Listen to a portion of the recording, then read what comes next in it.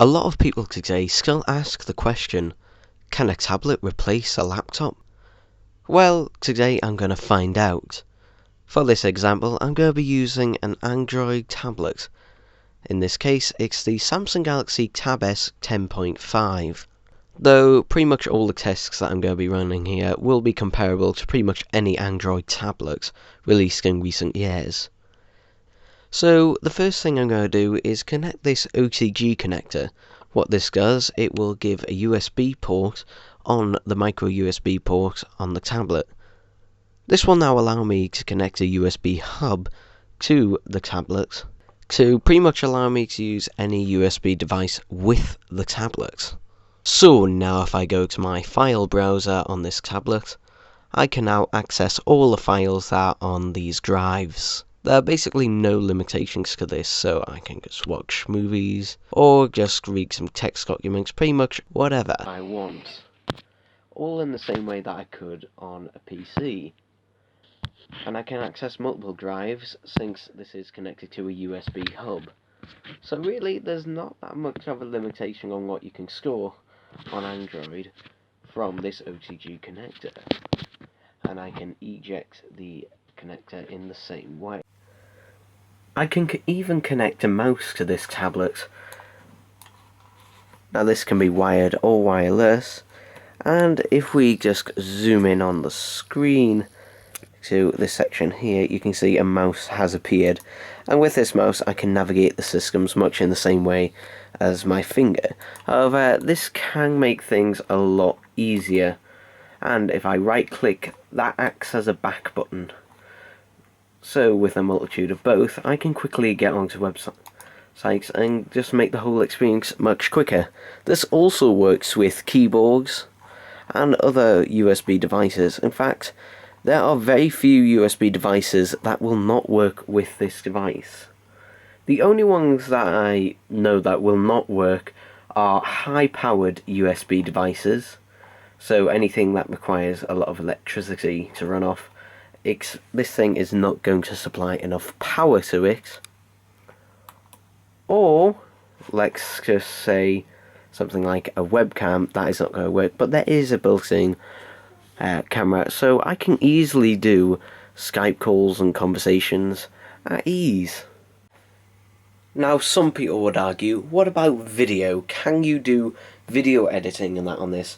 Well, actually you can, but what about video from this camera? Can you actually edit video on that camera on this tablet? Well, as you can see, using VLC, this video plays perfectly fine, and even using a video editor downloadable from the App Store or Google Play Store, depending on what brand you're using, then yes, of course this is going to work. However, it's got a limit. You're not going to be able to edit so much, mainly just trimming and editing things together, not really doing loads of visual effects and stuff like that.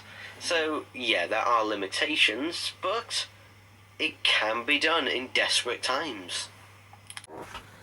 So overall, can an Android tablet truly replace a Windows laptop, or basically any laptop? Well, no, not completely.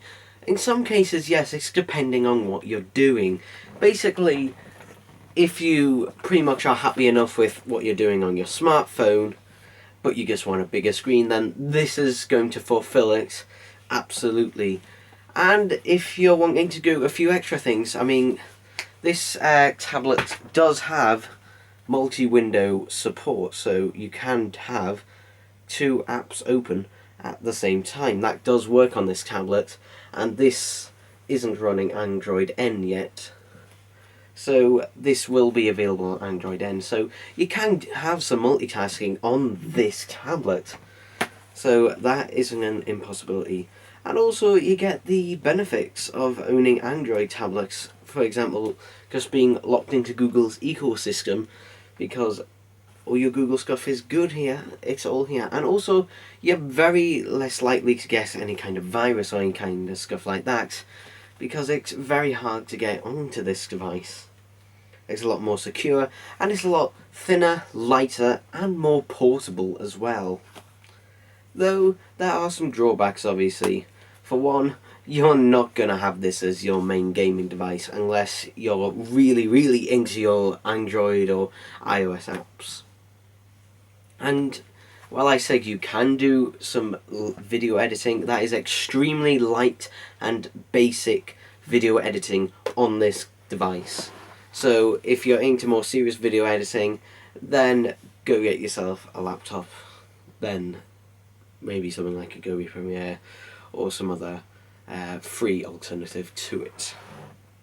But overall, this is a really good device, and the problem is no one's really buying new tablets anymore. Most people just buy one and then just keep it forever, basically. They don't tend to upgrade it, and when you do upgrade, you do get some nice new things. However, the main reason I haven't upgraded to the Tab S2 and chose the Tab S over the Tab S2, because they were both available at the same time for around about the same price.